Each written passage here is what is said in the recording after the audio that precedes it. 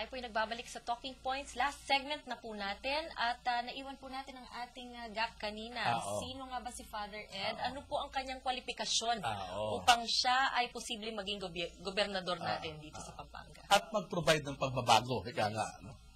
Okay. Si Among Ed po ay maraming multi-awarded din yan, lalo na sa larangan ng sa social work. Like, Outstanding Kapampangan Awardee siya at Archbishop Award at saka Most Outstanding Fernandino. Ito yung mga award na nakuha niya. Ano yung mga ginawa niya at nabigay siya ng mga awards na to? For the past 26 years, karamihan sa aking buhay bilang pare ay ginamit sa social action. Isa po ako sa mga nagpalaki ng social action. Ito po yung SACOP, Father, no? Yes, Social Action Center of Pampanga. Even before the Pinatubo eruptions. Pero particularly nung pumutok ang bulkan ng Pinatubo, nanguna tayo sa kasagsagan ng lahar sa pagtutulong sa mga tao from disaster preparedness to rescue operations, relief and rehabilitation, resettlement. So you have had extensive experience in management also. Yes. Mga pamayan ng tumayong muli pagkatapos ng lahar eruptions. Right. Mga pamayan ng nagkaroon ng resettlement centers in 3 places. Alright. For more info on Father Ed, Among Ed, siguro makinig po sa lahat ng ating talakayan o pumunta sa kanilang, meron naman mga materyales lahat ng ating mga kandidato para makita ang mga kwalifikasyon. Si micro-enterprise na tinutukol ko kanina for the past 20 years. Meron akong nabasa, Among Ed, sabing gano'n you provided the face of social action during the height of the lahar crisis in Pampanga. Well, I would like to believe that it was a teamwork. Nasa pangunguna lang. I was a director, pero everything was done out of synergy. So team player nga ang sinasabi ni Among Ed kanina, team player, listener. And I guess that's what the province needs also. Definitely.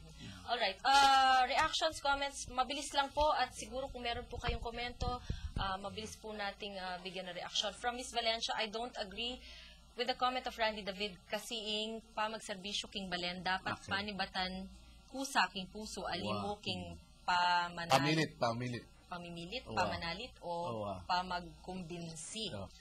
Alright. It's related also dito from Mark of Mexico. Mukhang napilitan lang si Father Ed kung may ibang hahabol.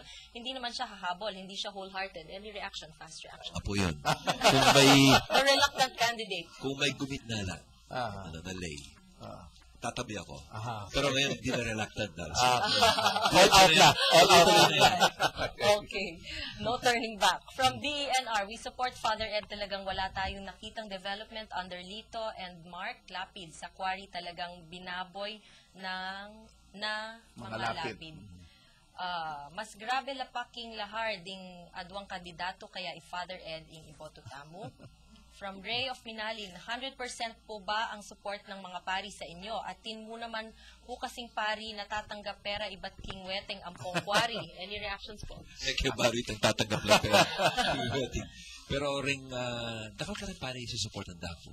Mo gana-gana uling may kabigla laking decision ko ini. Wow. Kaya pong minuna, bisa talaga.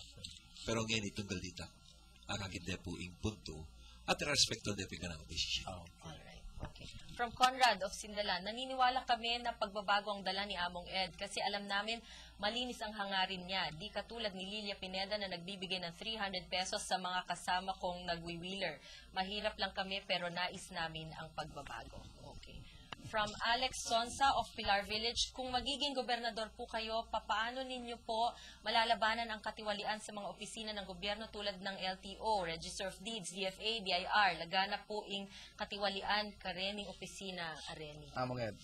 Kaya ko nang sinabi kanina, I will start it myself. Okay. Tapos tutuloy.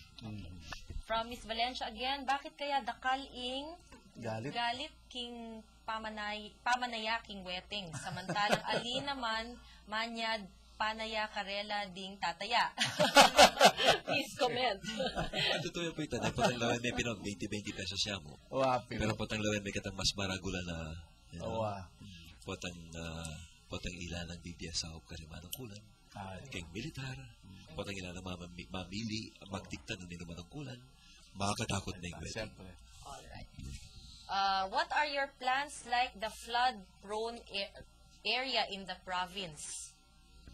I believe mo mo ng diling lingunan is to the south. Imbes na gawa tambak ng tambak ka ring dalan para mitas la, ay makuha ka makapagawa lang panibayang bale.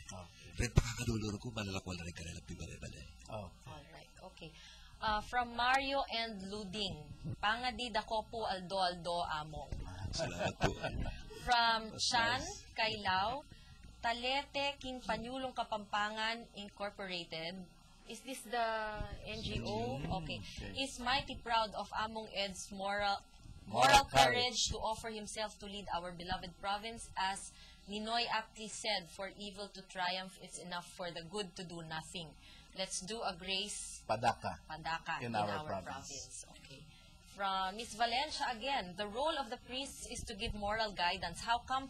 Why not just talk one-on-one to Mark and Lilia to solve the issues? They seem to be good listeners. Well, we hope that they will talk to us, no? So we invite them actually to have conversations with us here para po makita rin natin what they have to Yeah, say. that's right. Pero she was also referring to Father Ed. Maybe Father Ed can talk to them, you know. On one-on-one. Okay. What do you think, Father? Well, if I see them, kaya po na sinabi ko nila, nagkita na po kami ni Mark. Pagka magkita kami ni Ate Lilia, I would make the same appeal. All right.